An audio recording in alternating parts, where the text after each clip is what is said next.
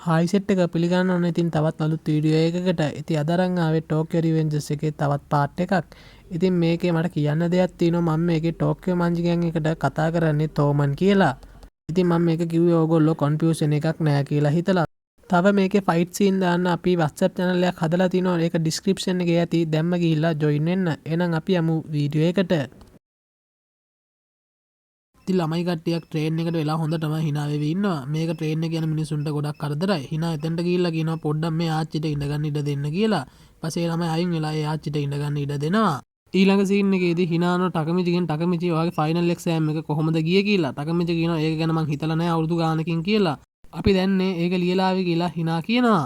ඊට පස්සේ හිනා නැගිටලා කියනවා දැන් වෙලාව ඇවිල්ලා කියලා. ටකමිචි යනවා මොකටද දැන් වෙලාව ඇවිල්ලා තියෙන්නේ කියලා හිනා කියනවා ඔයාට උගන්වන්න කියලා. ඉතින් දැන් ටකමිචිව හිනා යාගේ කාමරේට එක්කන් ගිහිල්ලා ටකමිචි වටපිට බලනවා. හිනා අහනවා ඔයා ඇත්තට වටපිට බලන්නේ ඇයි කියලා. ටකමිචි කියනවා මම ඊට කලින් කවදාවත් ගෑනු ළමෙක්ගේ කාමරේ ඉඳලා නැහැ. එතනට හිනාගේ අම්මා එනවා. හිනාට ලැජ්ජ හිතිලා එයා ටක් ගාලා අම්මව යවනවා. ඊට පස්සේ ඉන්න එකේදී හිනා කියනවා ටකමිචිට වට ගොඩක් ස්තුතියි අපේ මල්ලිව බේරගත්තට කියලා. හිනා කියනවා අපේ තාත්තා පොලිස් නිලධාරියෙක්. ඒ නිසා යාට නවතෝ එච්චර හම්බෙන්නේ නැහැ. ඊට පස්සේ ටකමිචි කියනවා ඒක තමයි නවතෝ පොලිස් කාර්යයක් උනේ කියලා. ඊපස්සේ හිනා කියනවා එයා තාම උනේ නැහැ. එයා තාම පොඩි එක්කෙනෙක් කියලා. ටකමිචි කියනවා ඔව් මගේ වැරැද්ද මට අමතක වුණා කියලා. එයා කියනවා නවතෝ හොඳ පොලිස් නිලධාරියෙක් වෙයි කියලා. හිනා කියනවා ඔයා දැන් ගොඩක් වෙනස් වෙලා ටකමිචි කියලා. ටකමිචි යනවා මොකද්ද වෙනස් වෙලා තියෙන්නේ කියලා. හිනා කියනවා ඔයා දැන් වෙන මැචුවර් වෙලා මට නිකන් දැනෙන්නේ මට වඩා වැඩිමල් කෙනෙක් එක්ක කතා කරනවා වගේ. ඉතින් ඒත් එක්කම මල්ලෙලි සද්දයක් ඇහෙනවා. හිනා ජනේලෙ ගාවට ගිහිල්ලා මල්ලෙලි සන්දාසනේ දැන් පටන් අරන් කියලා අපි යන් උඩ තට්ටුවට ගිහිල්ලා එයා ටකමිචිවත් අරන් උඩ තට්ටුවට යනවා. ඉතින් දැන් මේ ටකමිචි හිතෙනවා මට මෙතන කවදාවත් දාලා යන්න ඕනේ නැහැ. මට මෙතනම ඉඳන් මේ ජීවිතේ ගෙවන්න ඕනේ කියලා. ඉතින් එයා එහෙම හිතලා හිනාගේ අතින් අල්ලනවා. එයා හිතනවා මේ අත හරි උණුසුම් කියලා. එයා බලද්දී අල්ලලා තියෙන හිනාගේ අතින් නෙමෙයි නවතෝගේ අතින්. ඉතින් එයාට මතක් වෙනවා දැන් එයා අනාගතයට ආපහු යයි කියලා. ඉතින් ඒත් එක්ක මෙයා ආපහු අනාගතයට එනවා. ඉතින් නවතෝ කියන ටකමිචි ඔයා ආපහු ආවද? ඔයා ඇත්තටම අතීතයට ගියාද? ඒ කියන්නේ අපේ හෑන්ඩ් ෂේක් එක තමයි ට්‍රිගර් එක. ඊට පස්සේ ටකමිචි කියනවා ඔව් මං ඇත්තටම අතීතයට ගියා. ඔයා එතනට ඇවිල්ලා වැඩේ කෑවා කියලා. නවතෝ අනවා ආපහු අනාගතයට ආයේ මොනාරි දෙයක් හොයාගත්තද? ටකමිචි කියනවා මං වැරදිලා ආපහු ආවේ කියලා. ඒත් එක්කම නවතෝට කේන්ති යනවා. ඊට පස්සේ නවතෝ කියනවා ඔයාට පුළුවන් ඔයාගේ බලෙන් අවුරුදු 12ක් ආපහු ආපස්සට යන්න. ඔයා එහෙ ගත කරන කාලේ මෙහෙත් ගත වෙනවා. එතකොට ඔයා එහෙ සතියක් ඉරියොත් මේත් සතියක් ගිහිල්ලා.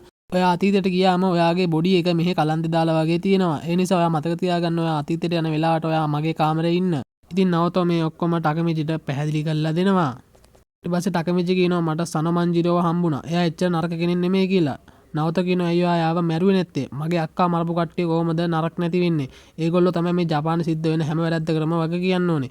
මට පුළුවන් නම් එයාව මගේ අත් දෙකෙන් මල්ලා දානවා කියලා නවතෝ කියනවා. ටකමිචි කියනවා මයිකි එච්චර නරක කෙනෙක් නෙමෙයි. එයාගේ මොකක් හරි දෙයක් වෙනස් වුණා. මට පුළුවන් නම් ඒ වෙනස් වෙච්ච දේ හොයාගන්න මට පුළුවන් මයිකිව වෙනස් කරන්න.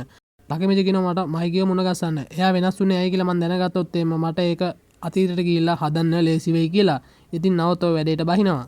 ඉතින් නවතෝ යාගේ කම්පියුටරෙන් ඔක්කොම විස්තර හොයලා ඒකේ තියෙන තොරතුරු ඔක්කොම ටකමිචිට දෙනවා. ඉතින් ටකමිචි කියනවා මේගොල්ලෝ හරියට අපරාධ කරලානේ කියලා. ඊට පස්සේ නවතෝ කියනවා මේ කවුද මේ කියලා. ටකමිචි ඇවිල්ලා බලද්දී එයා අඳුර ගන්නවා ඒ ඉන්නේ අක්කුන් කියලා. ඉතින් අක්කුන් දැන් ලොකු ලොක්කෙක් වෙලා තෝමන් එකේ.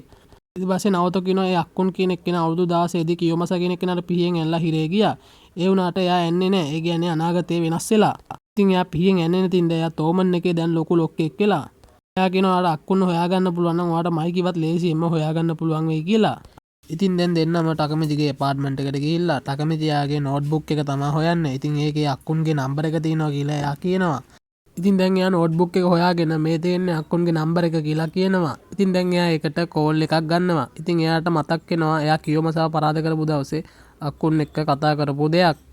ටකමිචි අක්කුන්ට කියනවා අක්කුන් අපි ග්‍රැජුවේට් වෙලා අපි අපේම මාර්ගවල ගියාට පස්සේ අපි මේ වගේ හම්බෙලා ආපහු කතා කරයිද? ඒතර අක්කුන් කියනවා ඕවා හිතන්න එපා ටකමිචි අපි කවදාවත් වෙන් වෙන්නේ අපේ යාළුකම සදාටම තියෙනවා කියලා. ඉතින් දැන් මේගොල්ලෝ අක්කුන් ඉන්න තැනට යනවා. අක්කුන් දැන් ලොකු බාරයක අයිතිකාරයෙක්. නවතෝ කියනවා මේ අනේක හරිද? එයා දැන් දරුණු කෙනෙක්. එයා ඔයාව මරයිද දන්නේ නැහැ කියලා කියනවා. ටකමිචි කියනවා අක්කුන් කියන්නේ අක්කුන්. යාළුකමක් එහෙම ලේසියෙන් වෙනස් වෙන්නේ නැහැ කියලා එයා ඇතුළට යනවා. එතන ඉන්න මිනිස්සයාගෙන් ටකමිචි යනවා අපි ආවේ අක්කුන් කියලා කෙනෙක්ව හොයාගෙන කියලා. ඒ මිනිස්සයා කියනවා මෙන්න මේ මොලේ රහන් නැති එක්කෙනෙක් අපේ බොස් හොයාගෙන ඇවිල්ලා කියලා. ඒ මිනිස්සයා ඇතුළට ගිහිල්ලා ඇවිල්ලා කියනවා ඔයා බොස්ගේ යාළුවෙක් කියලා කියන්න එපෑයි. දන්නවනම් එහෙම කතා කරන්නේ නැහනේ කියලා. දැන් VIP ලා දෙන්නෙක් ඇතුළට එනවා කියලා එයා ඇතුළට යනවා. ඉතින් දැන් නවතොයි ටකමිචි අක්කුන් එනකල් බලාගෙන ඉන්නේ. ටකමිචිගේ අත් වෙවුලනවා. ඉතින් ඒත් එක්කම ටකමිචිට සද්දයක් එනවා. එයා පිටිපස්සේ බලද්දි ඉන්නේ අක්කුන්. දැන් අක්කුන්ගේ රූපේ සම්පූර්ණයෙන්ම වෙනස් වෙලා. එයා ටකමිචිට කියනවා ඔයා නම් පොඩ්ඩක්වත් වෙනස් වෙලා නැතුව ඇති. ඔයාට මාව නම් අඳුර ගන්නත් බැරුව ඇති. මගේ කොණ්ඩේ දැන් ඉස්සර වගේ නෑනේ. ඒ වුණාට එයා කියනවා මට පුළුවන් ද ඔයත් එක්ක තනියෙන් කතා කරන්න කියලා. ටකමිචි එක්කන් එයා එළියට යනවා. ඉතින් එළියට ගිහ ගමන් අක්කුන් එයාගේ බෙල්ලෙන් අල්ලලා කියනවා ගොඩ කාලෙකින් ආව දැක්කේ නෑනේ. අයියෝ මාව බලන්නවත් ආවේ නැත්තේ කියලා. ඊට පස්සේ දෙන්නම් මිඩල් ස්කූල් එකේ වෙච්ච දේවල් කතා කර කර ඉද්දි ටකමිචි අහනවා අක්කුන් ඔයාට දැන් සතුටු ඇති නේද? ඔයා දැන් තෝමන් එකේ ලොකු නායකයෙක්. ඔයාට ගෑනු ළමයිනුත් ඉන්නවා. ඔයාට දැන් සතුටු ඇති නේද කියලා. අක්කුන් කියනවා සල්ලි වලට හැමදේම ගන්න බෑ කියලා. අක්කුන් කියනවා යත් එක්ක ආපු අර අනිත් එක්කෙනා පොලිසියේ නේද? එයා නේද තචිබන හිනතගේ මල්ලි තචිබන නවත කියන්නේ. ටකමිචි යනවා ඔයා කොහොමද ඒක දන්නේ? එහෙම තමයි තෝමන් එක. ටකමිචි ඔයාට මතකද ඔයා පොඩි කාලේ මට කිව්වා අපි දෙන්න වෙන් වෙලා වෙන තැන් වලට ගියොත් කොහොම ඉඳීද කියලා. මං දැන් ඔයාට මෙහෙම කිව්වොත් එයා පිළිගන්නවද? මං තමයි ඔයාව එදා අර කෝච්චියට තල්ලු කරලා දැම්මේ. එදා ඔයා මැරෙන්න හිටියේ. ඒ වුණාට එතෙන්ට තචිබන නවතෝ ඇවිල්ලා ඔයාව බේරගත්තා. එයා නිකන් ඔයාව හරියට බේරගත්තේ හරියට වෙන දේ දැනන් හිටියා වගේ. ඔයාට ආපහු අතීතයට යන්න බලයක් තියෙනව නේද කියලා එයා ටකමිචිගෙන් අහනවා. නැත්තම් කොහොමද ඔයා මෙහෙම බේරෙන්නේ? එයා හරියට ඔයා මැරෙන වෙලාව දැනන් ඉඳලා ගානට වෙලාවටම ඔයාව බේරගත්තා වගේ තමයි ඒක උනේ. එයාට කියන්නේ නැතුව එයා ඔයාව බේරගන්න විදියක් නැහැ. පිස්සු කියවන්න එපා අක්කුන්. ඔයා හැම වෙලේම හරි සංසුන් කෙනෙක්. මට විශ්වාස කරගන්න බෑ ඔයා ඔයාගේ යාළුවෙක් එක්ක මරන්න හැදුවා කියලා. ඔයා ඔයාගේ යාළුවෝ වෙනුවෙන් පණ වුණත් දෙන්න ලෑස්තිලා හිටියේ. ඇයි ඔයා මෙහෙම දෙයක් කරේ කියලා ටකමිචි අඬන්න පටන් ගන්නවා. ටකමිචි මට පුදුමයි දේවල් කොහොමද මේ වෙනස් වුනේ කියලා. මං දැන් කිසකිගේ සොල්දාදුවෙක්. මට තෝමන් එක කවදාවත් දාලා යන්න බෑ. ඇයි ඔයා තෝමන් එක දාලා යන්නේ නැත්තේ කියලා ටකමිචි අහනවා. එතකොට කියනවා මං කිසකිට බයයි. එයා මං දාලා ගියත් මාව මරනවා. මගේ පවුලම එයා මල්ලා දායි. මම මයිකිව අවුරුදු ගානකින් දැකලා නෑ. මයිකි වෙනස් වුනේ ඩ්‍රේකන් මැරුණ හින්දා. ඩ්‍රේකන් මැරුණා? ඔව් එදා ඩ්‍රේකන් නේම නොමැරී හිටියනම් අද තෝමන් එක මීට වඩා වෙනස් වෙන්න chance එකක් තිබ්බා.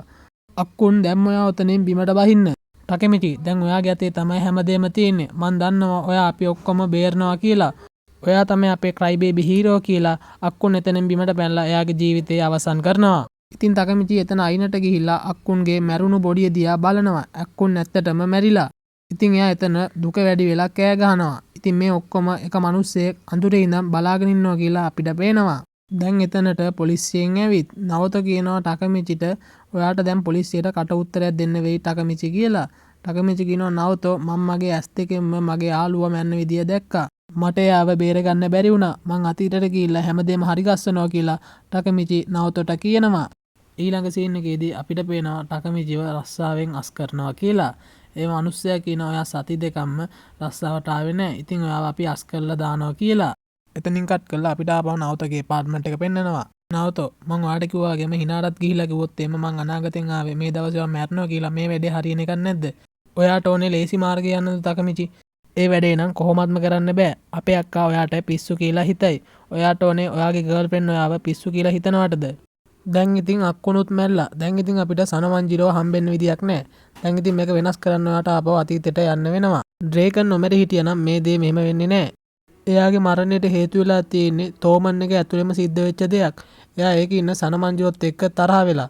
ඉතින් තෝමන් එක දෙපාර්ශවයකට බෙදිලා ගහගෙන මේකෙන් තමයි ඩ්‍රේකන් මැරලා තියෙන්නේ. ඒ කියන්නේ හරියටම අගෝස්තු 3 වෙනිදා ඩ්‍රේකන් මැරනවා. ඒකට තව සති දෙකයි තියෙන්නේ. ටකමිචි ඔයාට පුළුවන් නම් ඩ්‍රේකන් මැරෙන එකෙන් නවත්තන්න. ඔයාට පුළුවන් අපේ අක්කවයි අක්කුන්වයි බේරගන්න. එතකොට හැමදේම හරියයි. ඉතින් ඔයාගේ මේ පාර මිෂන් එක තමයි ඩ්‍රේකන් මැරෙන එක නවත්තන්න. ඔයාට ඒකට තව සති දෙකක් තියෙනවා. එහෙම කරොත් එimhe අපිට පුළුවන් හැමෝම බේරගන්න. එහෙනම් ඒක තමයි සැලැස්ම කියලා ටකමිචි ආපහු අතීතයට එනවා. ඉතින් දැන් ටකමිචි අතීතයට ඇවිල්ලා ටකමිචිගේ ඇඟ උඩ ගෑනු ළමෙක් ඉන්නවා. ඒ ගෑනු ළමයා කෝල් එකක් ආන්සර් කරන්න යනවා. ටකමිචි ටක් ගාලා එතනින් පැන ගන්නවා. ටකමිචි දුවන ගමන් හිතනවා මං කොහොමද ඒ වගේ තැනක නතර වුනේ? මං කොහොමද ඒ වගේ ගෑනු ළමෙක් එක්ක ඒ වගේ තැනක හිටියේ? මම මේක ගැන නම් හිනාට දැනගන්න තියන හොඳ නැහැ කියද්දිම හිනා එතනට එකපාරට එනවා. හිනා කියනවා මම මොකක් ගැනද දැනගන්න හොඳ නැත්තේ? ටකමිචි කියනවා නෑ එම දෙයක් නෑ කියලා. හිනා ටකමිචිට කියනවා ටකමිචි ඔයා දැන් හරිම වෙනස්. ඔයා වෙලාවකදී හරිම හොඳයි. ඒ වුණාට වෙලාවකදී ඔයා ඉස්කෝලේදී මාව ගණන් ගන්නවත් නෑ. ඔයා එදා අර ෆයර්වර්ක් බලපු දවසේ ඔයා එකපාරට කිසිම දෙයක් කියන්නේ නැතුව ගෙදර ගියා. ඉතින් ටකමිචි හිතනවා මං අනාගතයට ගියාම මගේ අතීතේ ඉන්න එක්කෙනා මේ ගැන කිසි දෙයක් දන්නේ නැහනේ. ඒක තමයි හේතුව කියලා. එයා හිතනවා කොහොමද මං අර වගේ තැනක නතර වුනේ? ඊට පස්සේ ටකමිචිට ඩ්‍රේකන්ගෙන් කෝල් එකක් එනවා. ඩ්‍රේකන් කියනවා ටකමිචි අපි දැන් මීට් වෙන්න දන්නේ දැම්මම එන්න කියලා. ඊට පස්සේ එයා කියනවා හිනා මට යන්න වෙනවා කියලා. හිනා කියනවා මාත් ඔයත් එක්ක එන්නම් කියලා. ඉතින් හිනයි ටකමිචි දැන් මීටින් එකට ඇවිදගෙන යනවා. ඉතින් හිනා කියනවා මට මේ වගේ අවස්ථාවල් හරිම වැදගත්. මං කැමති ඔයත් එක්ක ජීවිත කාලෙම වුණත් මේව නිකන් ඇවිද ඉන්න. ඔයාටත් ඒ වගේ වැදගත් දේවල් තියෙනවද? ඒතකොට ටකමිචි හිතනවා මට වැදගත් එකම දෙයයි තියෙන්නේ. ඒ තමයි හිනාව බේරගන්න එක. ඉතින් දැන් ඒගොල්ලෝ මීටින් වෙන තැනට ඇවිල්ලා තියෙන්නේ. ඉතින් ඒගොල්ලන්ට පේනවා බයික් වලින් ලොකු මැර කට්ටිය ඇවිල්ලා බහිනවා කියලා. ඉතින් හිනා අහනවා මේකද තැන ඔයාට ෂුවර්ද කියලා. ටකමිචි කියනවා ඔව් මේක තමයි තැන. ඒගොල්ලෝ දිහා ඔයා එච්චර බලන්න එපා අපිට ප්‍රශ්නයක් වෙන එකක් නෑ කියලා. පස්සේ එතන කෙනෙක් ඇවිල්ලා අහනවා ඔයාලා මොනවද මෙතන කරන්නේ? තමුසල වගේ කට්ටිය මෙතන ඉන්න එපා කියලා. මම මෙතනට ආවේ ඩ්‍රේකන් මට එන්න කියපු හින්දා. තමුසේගේ කටින් අපේ වයිස් කැප්ටන්ගේ නමවත් කියන්න එපා. ඉතින් මේ ඉන්නේ මිත්සුයා. එයා අහනවා ටකමිචිගෙන් ඔයා ටකමිච්චිද කියලා. ටකමිචි ඔව් කියනවා. ඊට පස්සේ ඇවිල්ලා අරගොල්ලන්ට ගහලා ටකමිචිව බේර ගන්නවා. ඉතින් මයිකි යාට කතා කරලා කියනවා ටකමිචි සෝරි යාට එකපාරට එන්න කිව්වට කියලා. ඒකට කමක් නෑ මයිකි කියලා එයා කියනවා. ඩ්‍රේකන් අහනවා ඇයි ඔයාගේ වයිෆිව මෙතනට එක්කන් ආවේ? එයා හිනාගාට ඇවිල්ලා කියනවා කලින් දාස වෙච්ච දේට සෝරි. එමා මේ ටකමිචිගේ වයිෆි. මෙයා හොඳට බලාගන්න කියලා එයා කයනු ළමෙට්ට කියනවා. ඉතින් ඒ මා කියන කෙනා එතනට එනවා. ඉතින් මේ වෙන කවුරුත් නෙමෙයි මේ තමයි අර ගෑනු ළමයා. ඉතින් ටකමිචි මෙයාව අඳුර ගන්නවා. ඉතින් එමා ටකමිචිගෙන් අහනවා ඇයි යන්නේ ඔයා පැනලා ගියේ කියලා. ඉතින් හිනා දැන් ඔක්කොම දැනගන්නවා. ඉතින් ටකමිචි කියනවා මට වෙච්ච කිසි දෙයක් මතක නැහැ. මම මෙයාව අඳුරනවා. ඒ වුණාට මට වෙච්ච කිසි දෙයක් මතක නැහැ කියලා. ඉතින් හිනාට තව කේන්ති ගිහිල්ලා එයා ටකමිචිට ගහලා දානවා. එයා ටකමිචිට හොඳටම ගහලා එයා එතනින් ඇවිදලා යනවා. එමා කියනවා මං ඔයත් එක්ක ආවේ ඔයාට කැමති හින්දා නෙමෙයි. මට ඕනුනේ ඩ්‍රේකන්ට ඊර්ෂ්‍යාව ඇති කරන්න. එයා මන් දිහා බලන්නේවත් නැහැ. එයා හැම වෙලෙම කියව ඉන්නේ මයිකි ගැනයි බයික් ගැනයි විතරයි. ඒ නිසා වැරදි අදහසක් ගන්න එපා කියලා එයා එතනින් යනවා. ඉතින් දැන් කට්ටිය ඔක්කොම රැස් වෙලා ඉන්නේ. මයිකිට හැම කෙනාම ගරු කරනවා. ඉතින් මයිකි දිගටම ඇවිදන් ගිහිල්ලා එතන තියෙන පඩිපෙළ උඩට නගිනවා. ටකමිචි හිතනවා මයිකි ඒගොල්ලෝ ඉස්සරහා හිටගත්ත ගමන් මුළු වයිබ් එකම වෙනස් වුණා. මෙයා තමයි තෝමන් වල නායකයා කියලා එයා හිතනවා. මයිකි කියනවා ඔයාලා දන්නවා ඇති තෝමන් එකයි මෝබියස් එකේ අතර තියෙන සටන ගැන. ඒතර මෙයා හිතනවා මොකද්ද මේ සටන?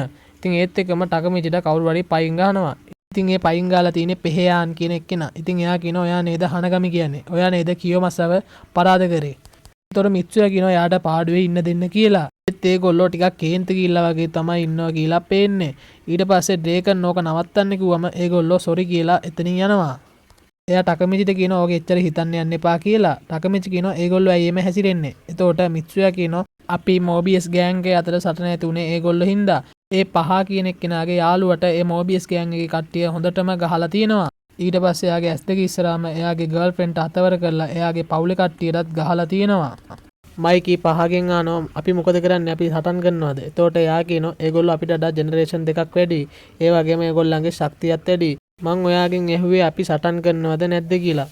මට හැම එකාව මල්ලා දාන්න ඕනේ මයිකි කියලා පහ කියනවා. ඊට පස්සේ මයිකි කියනවා එහෙනම් හරි.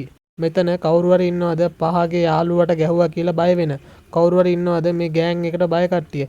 එහෙම නැහනේ. ඉතින් අපි මේ ගෑන් එක විනාශ කරලා දාමු. අගෝස්තු 3 වෙනිදා මේකේ සටන ආරම්භනවා කියලා ඒගොල්ලෝ විසිරිලා යනවා.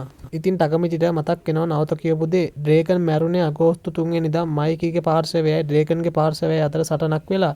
ඒ වුණාට දැන් අගෝස්තු 3 වෙනිදාට මෝබියස්ලයි තෝමන්ලයි අතර සටනක් වෙනවා. මට මේ කිසි දෙයක් තේරෙන්නේ නැහැ කියලා එයා ඔළුව අල්ලන් ඉන්නවා. ටකමිචි කියනවා මට සුපිරි අදහසක් ආවා මම ඩ්‍රේගන්ගේ බොඩිගාඩ් වෙනවා. ඩ්‍රේගන් කියනවා ඒක නම් කොහෙත්ම වෙන්නේ නැහැ. ඒ වුණාට thank you කියලා එයා එතනින් යනවා. ඉතින් දැන් දෙවෙනි සෙලස්ම ඩ්‍රේගන්ව ෆලෝ කරන එක. ඉතින් මෙයාට මයිකි කෑ ගන්න වැහෙනවා. මයිකි කියනවා මේකේ නෑනේ කොඩියක්. මට කොඩියක් නැත්තම් ළමයින්ගේ කෑම හරියන්නේ නැහැ. මට දැම්ම කොඩියක් ගේන්න කියලා. ඒතර ඩ්‍රේගන් කියනවා මයිකි මෙන්න ඔය කොඩිය කියලා ඒක ගහනවා. ඊට පස්සේ ඩ්‍රේගන් කෑ ගන්නවා. මෙයා හිතන්නේ දැන්ද මේ දෙන්නගේ තරහ පටන් ගන්නෙ. ඩ්‍රේගන් කියනවා දැන්වත් ඕක නවත්තනවා කියලා. බලද්දි මයිකිට නිින්ද ගිහිල්ලා. මෙයා මයිකිට කියනවා හැම වෙලෙම කාලා නිදාගන්න එපා කියලා. එයා මයිකිව උස්සන් යනවා. ඉතින් මයිකිව මෙයා අරන් යන එක ටකමිචි බල්ලා කියනවා මේ දෙන්න හරි හොඳ යාළුවනේ කොහොමද මේ දෙන්න තරහා වෙන්නේ. පස්සේ මේගොල්ලෝ යන්නේ හොස්පිටල් එකට. මේගොල්ලෝ යන්නේ පහචින්ගේ යාළුවගේ අතවර වෙච්ච ගර්ල්ෆ්‍රෙන්ඩ්ව බලන්න. ඩ්‍රේගන් කියනවා එයා දැන් දවස් 5ක් තිස්සේ කොහොම එකේ ඉන්නේ. ඉතින් ඒගොල්ලෝ මෙහෙම ඉදියේ ගෑනු ළමයාගේ දෙමව්පිය ඇවිල්ලා ඒගොල්ලන්ට බයින්න ගන්නවා. ඕගොල්ලෝ කිසිම ලැජ්ජාවක් නැතුව ඇයි ආවේ? මයිකි කියනවා ඔයා ඔළුව නමන්න එපා අපේ කිසි වැරද්දක් නැහැ කියලා. ඕගොල්ලෝ හින්දා තමයි යට ඒ වගේ දෙයක් වුනේ. මගේ දුව කිසිම වැරද්දක් කළා නැහැ. ඊට පස්සේ ඩ්‍රේගන් මයිකිගේ ඔළුවෙන් අල්ලලා එයාවත් කොන්දෙන් නවනවා. ඩ්‍රේගන් කියනවා අපේ වැරද්ද අපි රෙස්පොන්සිබිලිටි එක බාර ගන්නවා කියලා. ඊට පස්සේ මිනිස්සයා අඬන්න ගන්නවා. මගේ දුව දැන් දවස් 5ක් තිස්සේ කොහොම එකක එයා හෙල්ලෙන්නේවත් නැහැ. මොකද්ද එයා ඔයාලට කරපු වැරද්ද මේ වගේ දෙයක් එයාට වෙන්න තරම්. අනේ ඔයාලා දැන්වත් මෙතනින් යන්න මං කැමති නෑ ප්‍රශ්න ඇති කරගන්න කියලා ඒ මිනිස්සයා ඒගොල්ලන්ට කියනවා. ඉතින් ඒ මිනිස්සයා එහෙම කියලා එතනින් ඇවිදන් යන්න යනවා. ඩ්‍රේගන් මයිකට කියනවා මයිකේ අපි තව සති දෙකකින් මෝබියස් එක්ක ගහගන්නවා. ඒ වුණාට අපි හැමෝටම අපේ ලෝකවල විවිධ ප්‍රශ්න තියෙනවා. ඒත් අපේ ගෑන් එකේ ඉන්න හැමෝටම Tamanටම කියලා පවුල් තියෙනවා. ඒ නිසා ඒවට ගරු කරන්න කියලා ඩ්‍රේගන් මයිකිට කියනවා. ඩ්‍රේගන් ඔයාගේ හිත හරි හොඳයි. ඔයා මගේ පැත්තේ ඉන්න එක ගැන මට ගොඩක් සතුටුයි කියලා මයිකි කියනවා. ඊට පස්සේ ඩකමිචිට තේරෙනවා ඩ්‍රේගන් මැරුණාම ඇයි මයිකි වෙනස් වුනේ කියලා. ඊට පස්සේ මයිකි ඩ්‍රේගන් එතනින් ඇවිදන් යද්දි ඩකමිචි කියනවා මේ දෙන්න නම් ෆයිට් කරන්න විදියක් නැහැ කියලා. එතනින් එපිසෝඩ් එක ඉවර වෙනවා. ඉතින් ඕගොල්ලෝ මේ එපිසෝඩ් එක ගැන මොකද හිතන්නේ? පහලින් කමෙන්ට් එකක් දාන්න යන්න. එහෙනම් අදට ගිහින් එන්න. බයි බයි.